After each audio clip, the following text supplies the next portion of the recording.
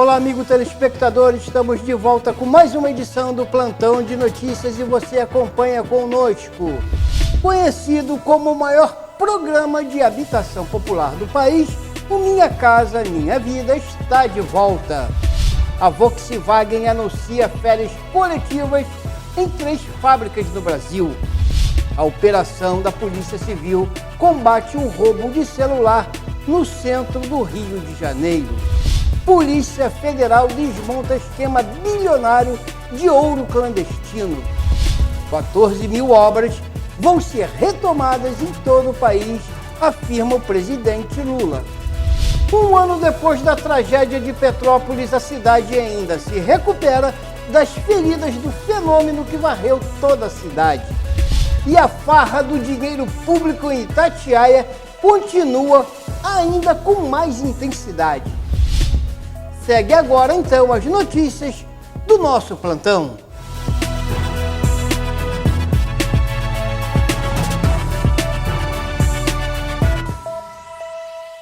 Para marcar a retomada do programa nesta terça-feira, dia 15, as unidades habitacionais foram entregues em 9 cidades do país.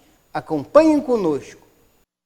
O presidente Lula chegou ao residencial Vida Nova Sacramento, em Santo Amaro, na Bahia, acompanhado da primeira-dama, Janja, de ministros e do governador do estado, Jerônimo Rodrigues. Ele visitou a casa de uma moradora e fez a entrega simbólica das chaves a famílias contempladas pelo programa Minha Casa Minha Vida. Em Santo Amaro foram entregues 684 unidades em 2 conjuntos habitacionais. Outras novidades do novo Minha Casa Minha Vida são a possibilidade de aquisição de moradia urbana usada e a inclusão de famílias em situação de rua no programa. Além disso, a previsão é entregar 2 milhões de moradias até 2026. O ministro das Cidades destacou ainda a importância do programa para movimentar a economia. Gerar 1 milhão de novos empregos, diretos e indiretos. O Minha Casa Minha Vida tem esse efeito e também de movimentar a economia e gerar oportunidade no nosso país. O governo anunciou a continuidade ou retomada de obras de 186.700 moradias em todo o país. Eu vou começar a viajar o Brasil com meus ministros. Nós vamos visitar cidades, vamos visitar estados e vamos fazer com que todas as obras que estão paralisadas voltem a ser construídas. E a gente vai começar a tocar todas elas para que esse país volte a caminhar, a rodar, a girar e a produzir crescimento econômico nesse país. Em um evento realizado de forma simultânea em 5 cidades, o presidente Lula e ministros realizaram a entrega de 2.745 unidades e devem beneficiar cerca de 11 mil pessoas. O investimento soma 206 milhões e 900 mil reais. As moradias entregues estão distribuídas em 9 municípios do país e são eles: Santo Amaro, Salvador e Lauro de Freitas, na Bahia, Aparecida de Goiânia e Lusiânia, em Goiás, Contagem, em Minas Gerais, João Pessoa, na Paraíba, Santa Cruz do Capibaribe, em Pernambuco e Cornélio Procópio, no Paraná. Bom, como vocês viram, continua então aí essa caminhada de entrega dessas unidades. Vamos falar também do Minha Casa Minha Vida em Magé. São 900 unidades localizadas no 1º distrito, no bairro de Maria Conga, que deverão finalmente serem entregues após 15 anos de construídas e nenhum morador de posse desses imóveis. Bom, em contato com a primeira-dama Lara Torres, cobramos um posicionamento do poder público e obtivemos a resposta de que, em breve, após revisão de todos os contemplados que foram habilitados, estejam aptos a receber as unidades do Minha Casa Minha Vida na cidade. Estas foram, então, as conclusões da primeira-dama, que encheu de esperança as expectativas dos moradores de Magé. E a Volkswagen anuncia férias coletivas em 3 fábricas no Brasil. A Volks anunciou férias coletivas em 3 das 4 fábricas da empresa em todo o país. O motivo? A falta de peças que utilizam semicondutores. As férias coletivas são de 10 dias nas fábricas de São Bernardo do Campo e São Carlos, no estado de São Paulo, e São José dos Pinhais, no Paraná. A fábrica de Taubaté, no interior paulista, segue normalmente. É a primeira paralisação por falta de peças em montadoras no país este ano. Mas o problema tem atingido o setor desde o início da pandemia, com problemas na produção de semicondutores concentrada na China. Segundo a Associação Nacional das Montadoras, nos últimos 2 anos, o Brasil deixou de fabricar 620 mil carros por falta dessas peças e deve deixar de produzir mais de 100 mil veículos este ano. A previsão é que o fornecimento de semicondutores só deve ser normalizado no ano que vem. E uma operação da Polícia Civil ao combate ao roubo de celulares no centro da capital do Rio de Janeiro. A Polícia Civil fez uma operação para prender 19 pessoas que, segundo as investigações, pertencem a uma quadrilha que vende celulares roubados na capital do centro do Rio de Janeiro. Os alvos da operação são acusados de organização criminosa, estelionato e receptação qualificada. Acompanhe. Logo cedo, a Polícia Civil começou a cumprir 19 mandados de prisão e 12 de busca e apreensão em endereços no centro do Rio e em Madureira, na Zona Norte. A operação também acontece nos municípios de São Gonçalo, Arraial do Cabo, Duque de Caxias, Magé, Japeri, Nova Iguaçu e Mesquita. O objetivo é desarticular uma quadrilha especializada na venda de celulares roubados e adulterados. Os alvos da operação são acusados dos crimes de organização criminosa, estelionato e receptação qualificada. As investigações começaram há 2 anos. De acordo com o Ministério Público, a quadrilha oferecia iPhones roubados ou falsificados no site de compras OLX e marcava para a entrega do produto em locais públicos. Eles vendiam o aparelho com notas fiscais falsificadas e o pagamento podia ser feito inclusive com cartão. De acordo com a polícia, a quadrilha movimentava cerca de 150 telefones roubados por mês. Nós aconselhamos as pessoas para não se deixarem influenciar pela compra fácil, porque o que acontece? Pagam um valor que é a metade ou 1/3 do preço de mercado, mas ainda assim um valor alto, corre risco de perder esse valor, perder o aparelho, responder pelo crime de receptação e ainda está contribuindo para essa escalada criminosa que às vezes custa a vida da vítima. E a Polícia Federal desmontou um esquema bilionário de ouro clandestino. Os agentes federais desarticularam ontem um bilionário esquema de mineração ilegal de contrabando de ouro. A quadrilha atuava na região amazônica e 3 pessoas foram presas entre 2020 e 2022, em emissões de notas eletrônicas que teriam chegado a mais de 4 bilhões, o que corresponde a 13 toneladas de ouro.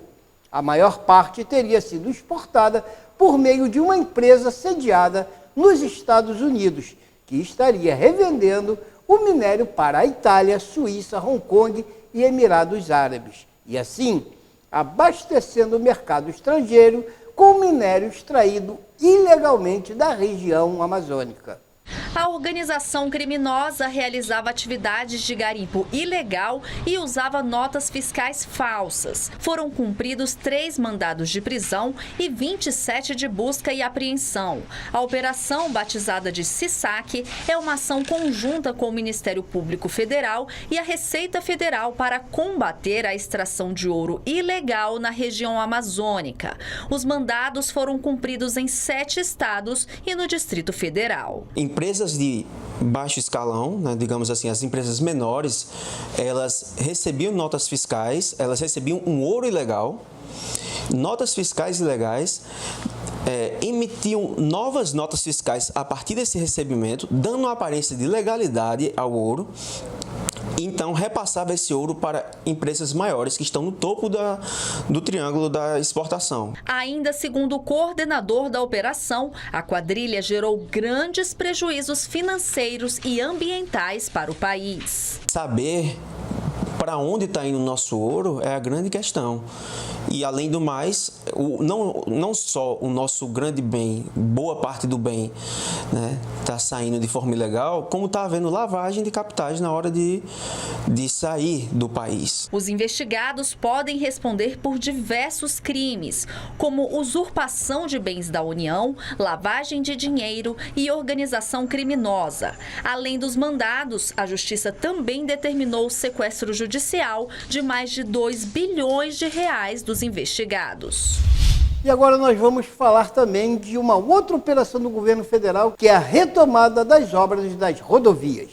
Em visita ao Nordeste, o presidente prometeu a retomada de todas as obras que o governo federal havia iniciado de pavimentação e duplicação de todas as rodovias, revitalizando as pontes e viadutos. Essas são algumas das obras que o governo federal promete retomar no país. Ontem, o presidente Lula visitou um canteiro de obras da BR-101 em Sergipe, que teve reinício no começo deste ano. 14 mil obras de infraestrutura que estavam paralisadas vão ser retomadas, segundo o presidente Luiz Inácio Lula da Silva. O anúncio foi feito durante a visita às obras de duplicação da BR-101 em Sergipe. Mais de 14 mil obras que ficaram paralisadas neste país durante os últimos 6 anos. Essas obras vão voltar a funcionar porque o Brasil precisa crescer, gerar emprego, gerar renda, gerar consumo, gerar educação, gerar melhoria da qualidade de vida para as pessoas.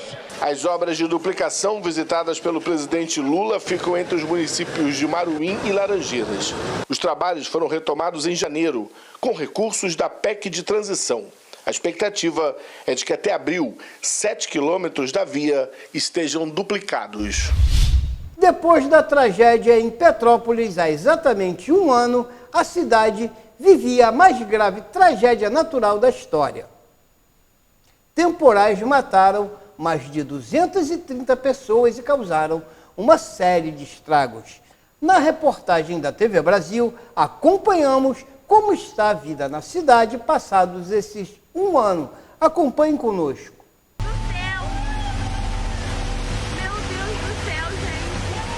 15 de fevereiro de 2022. Em apenas 6 horas, choveu mais do que era esperado no mês inteiro de janeiro na cidade de Petrópolis. Rios transbordaram, ruas ficaram alagadas. Em diversos locais aconteceram deslizamentos de terra. Caiu um monte de casa, tem muita gente soterrada. Meu Deus! Meu Deus! O município entrou em estado de calamidade pública. Mais de 200 pessoas morreram na maior tragédia provocada pela chuva na cidade da região serrana do Rio. Um ano depois, a praça foi recuperada e os comerciantes voltaram a trabalhar. Renan, que é dono da loja de produtos para animais, que ficou coberta pela lama, lembra como tudo aconteceu. Eu estava com um funcionário nesse dia e ele que fez tudo aqui. Se eu não tivesse com ele aqui, eu estaria perdido. Assim como a loja de Renan, diversas construções e ruas foram recuperadas. E no centro histórico de Petrópolis não existe mais nenhum sinal da tragédia, mas nem toda a cidade voltou a ter uma vida normal. Nas encostas, ao redor do morro da oficina, praticamente nada mudou. Quem mora no local sempre fica assustado quando começa a chover. É o caso de Ana Lúcia. Ela perdeu amigos que foram soterrados e continua vivendo com medo. Não tem como a pessoa ficar aliviada, nem ficar sossegada. Porque muitos querem voltar para suas casas, né? Tem uns que não querem nem voltar mais para suas casas, porque já são obras que estavam interditadas desde 88. As pessoas ficaram morando ali para tentar alguma coisa, mas aí não deu, aí agora desistiram de vez. A aposentada, Amélia, que é uma das moradoras mais antigas do Morro da Oficina, reclama do abandono e diz que sempre fica preocupada quando chove em Petrópolis. Até o dia de hoje está a mesma coisa. Ninguém fez nada.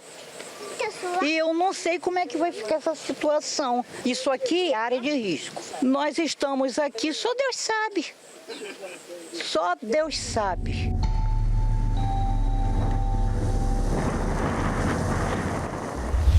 E agora uma denúncia. A farra do dinheiro público na cidade de Itatiaia continua. Vejam bem, um contrato de 13,3 milhões firmado pela Prefeitura de Itatiaia, no município sul do estado do Rio de Janeiro, com a empresa da Aviação Penedo, uma das vencedoras da licitação feita para o transporte de alunos e profissionais da rede municipal de ensino, está prestes a ser celebrado. O contrato 036/2022 prevê um serviço prestado por essa empresa através de 22 combis. A gestão do prefeito Irineu Nogueira pretende gastar 3,3 milhões por ano. Essa frota, se adquirida ao preço divulgado pela FIP, sairia a pouco mais de 1,1 milhão, ou seja, 2,2 milhões a menos que o global licitado pela Prefeitura para o uso das 22 unidades. A matéria, na íntegra, você acompanha no site do jornalista eliseupires.com, que combate a farra e denuncia as falcatruas da cidade de Itatiaia, que há pouco tempo teve novas eleições por um prefeito cassado por corrupção na cidade. E agora nós vemos então o filme ser repetido. Nós vamos agora a um breve intervalo e voltamos em alguns instantes.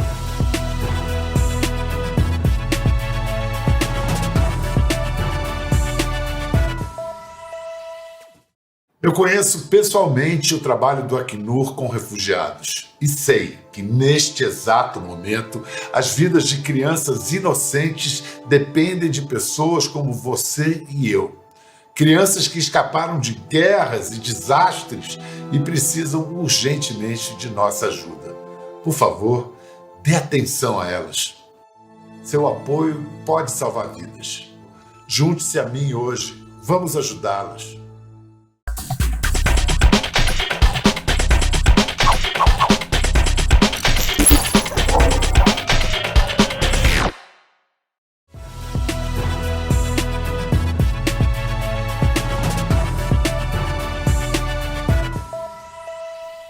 De volta ao plantão de notícias, vocês conferem agora os comentários de Emir Laranjeira. Segue com você, Emir. Está começando mais um Bastidores da Notícia. E hoje nós vamos falar da primeira vitória da direita conservadora no Senado Federal.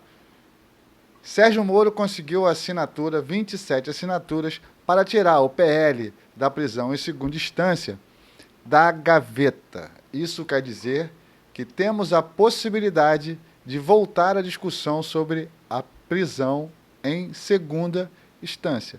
Vale ressaltar que essa PL foi apresentada à época pelo ministro Sérgio Moro, junto do pacote anticrime que foi levado ao Congresso e ao Senado Federal. Essa PEC foi derrubada foi derrubada pelo Supremo Tribunal Federal por 7 votos a 6. Lembrando que recursos que ajudaram na soltura do então, à época, presidiário Luiz Inácio Lula da Silva, essa prisão em segunda instância que não foi aceita e foi engavetada pelo STF, facilitou a soltura do Luiz Inácio Lula da Silva e hoje ele se encontra na presidência da República.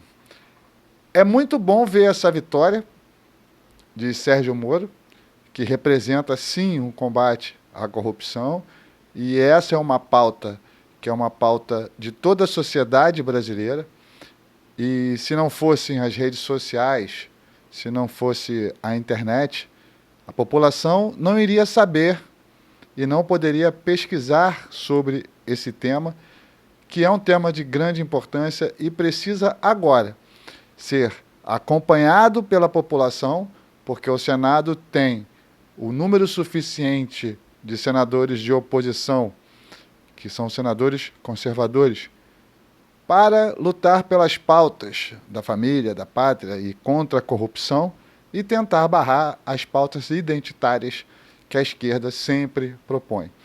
Importante ressaltar também que o Senado também conseguiu a quantidade necessária de assinatura para a CPMI do 8 de janeiro. Na Câmara dos Deputados Federais ainda está caminhando, mas nós temos que fazer uma ação em cima dos deputados para cobrar que essa CPMI seja instaurada, porque não é possível você ter todo um governo federal e a base aliada do PT na Câmara contra uma CPI para esclarecer quem realmente é culpado, que tem que ser julgado e condenado e pagar pelos crimes. Mas tem muita gente que não tem nada a ver com essa história. E você tem declarações recentes do ministro Flávio Dino que essa CPMI não precisa, que essa CPMI vai atrasar a reforma tributária que tem que ser feita no país. Lula decretou sigilo sobre as imagens da Câmara na hora da invasão. Com a CPMI, nós vamos conseguir identificar, ouvir, para que todos os culpados sejam condenados por ação e principalmente por omissão em cima dos atos de 8 de janeiro.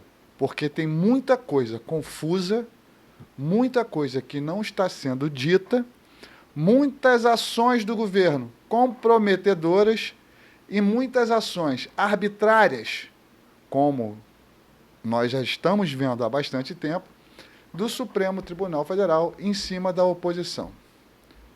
Que a verdade seja esclarecida, que a PEC da prisão em segunda instância tramite e seja aprovada. Mas agora chegou a função de nós, eleitores, da fiscalização em cima dos atos, dos projetos, das PECs, acompanhar de perto quem você votou e cobrar o posicionamento ao qual você se enquadra. Se você é de esquerda, é de esquerda. Se você é de direita, é de direita. Cada um com sua pauta. E vamos cobrar o melhor para o Brasil sempre. Carlos Emílio Laranjeira, para a Rede TV+, TV Arte, HD. Na sequência, as notícias locais com o jornalista Maurício Aragão. Mas antes, acompanhem conosco essa nova escalada. Guapimirim tem preparatório para o Enem. Câmara de Teresópolis retoma sessões ordinárias. Pais denunciam filhos expostos em sala de aula em Rio das Ostras. E em visita a Magé, o governador Castro e Renato Cozzolino, prefeito da cidade, prometem a entrega do Hospital Nossa Senhora de Piedade à população. Meu amigo Antônio Alexandre, em Guapimirim termina nesta sexta-feira o prazo de inscrições para o curso preparatório do Enem 2023. As inscrições podem ser feitas através do telefone que aparece aí no banner, DDD 21 97 716 3130. E realmente é uma grande oportunidade para os jovens de Guapimirim poderem se preparar para esse exame nacional do ensino médio, né, que abre portas nas faculdades. As aulas acontecerão na Escola Municipal Maximino José Pacheco, de 6h30 às 9h30 da noite. A Câmara de Vereadores de Teresópolis retoma nesta quinta-feira, dia 16, as suas sessões ordinárias, que acontecem toda segunda e quinta-feira, abertas ao público a partir das 19 horas. O presidente da Casa, vereador Leonardo Vasconcelos, esteve no programa Cidade Agora, da TV Cidade Canal 9 de Teresópolis, e falou da expectativa para o ano legislativo. E nós temos assim muita esperança desse 2023 ser um 2023 de prosperidade, em que a cidade possa progredir, que a Câmara possa contribuir mais com o Poder Executivo. E não é porque eu sou da Câmara, Maurício, mas eu sempre digo que em Teresópolis o poder que tem estado mais perto do povo e que tem respondido de maneira mais rápida, mais equilibrada que a sociedade exige, tem sido o Poder Legislativo Municipal. Em Rio das Ostras, pais de alunos da Escola Municipal Professora Marinete Coelho de Souza, na zona rural do município, denunciaram um descaso com o prédio da escola. Imagens enviadas pela mãe de um aluno do 3º ano que preferiu não ser identificada mostra as fiações de ventiladores e tomadas expostas, trazendo risco para os estudantes em sala de aula. De acordo com a mãe do estudante, não há manutenção na rede elétrica. Ainda outros pais e alunos reclamam de infiltrações, paredes descascando e pisos quebrados. A prefeitura, por sua vez, alega que a fiação exposta não está energizada e que estava desativada para substituição, e garante ainda que está fazendo recuperações no prédio da escola. Vamos agora à previsão do tempo. As chuvas se intensificam no Rio de Janeiro. Há alerta para transtornos em toda a cidade fluminense, com possibilidade também de chuva com granizo. Acompanhe agora as previsões com clima-tempo. Nesta quinta-feira, a chuva fica ainda mais forte nas regiões que já receberam muita umidade nos últimos dias, entre o Rio de Janeiro, sul de Minas Gerais e também a faixa leste do estado de São Paulo. Há alerta para novos transtornos como deslizamento de terra, queda de árvore e também granizo nessas regiões. Já em relação à metade norte de Minas e boa parte do Espírito Santo, o tempo fica firme e sem condições para precipitações. O dia começa com 20 graus em Belo Horizonte, 21 na capital paulista e a temperatura máxima deve alcançar a casa dos 35 graus em Vitória e 38 no Rio de Janeiro. Bom, vamos agora falar de esportes ainda com Maurício Aragão. Traz notícias pra gente do Flamengo, que de virada reassume a liderança do Cariocão. Com 2 gols de Gabriel Barbosa, o Gabigol, que ainda perdeu um pênalti, um de Pedro, o Flamengo virou para cima do Volta Redonda, que havia feito 1-0 com o Luizinho no primeiro tempo, e reassumiu a liderança do Campeonato do Rio de Janeiro com 17 pontos. O time faz jogo atrasado no sábado contra o Resende e pode ampliar a sua vantagem na liderança. Depois, volta-se para o jogo contra o Independiente Del Valle na disputa da Recopa Sul-Americana. E a Polícia Civil investiga um alerta de bomba na OAB do Rio de Janeiro. A polícia investiga uma denúncia de ameaça de bombas no prédio da Ordem dos Advogados do Brasil, no centro do Rio de Janeiro. As atividades no prédio foram esvaziadas por determinação do presidente da instituição. Foram suspensas por volta do meio-dia de ontem, dia 15/2.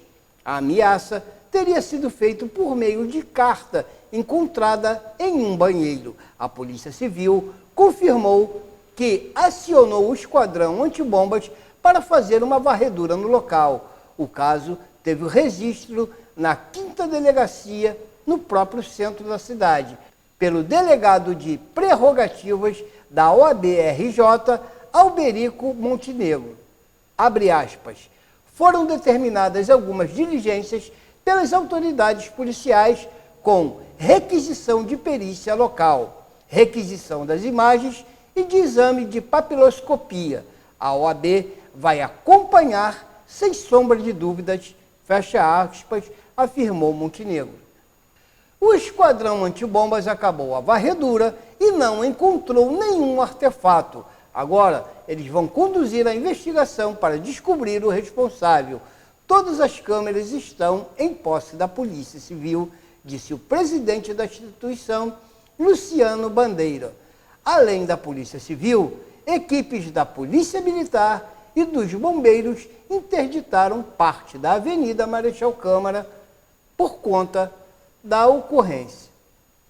E assim nós terminamos mais uma edição do Plantão de Notícias, agradecendo a você, amigo telespectador e assinante, todos que nos acompanham através das nossas redes sociais e plataformas à disposição da população, a nossa equipe técnica, agradecendo a vocês e desejando a todos um feliz carnaval. Sempre lembrando, nunca é demais, que se beber, não dirija. E se dirigir, evite consumir bebida alcoólica. Muito obrigado e até a próxima edição.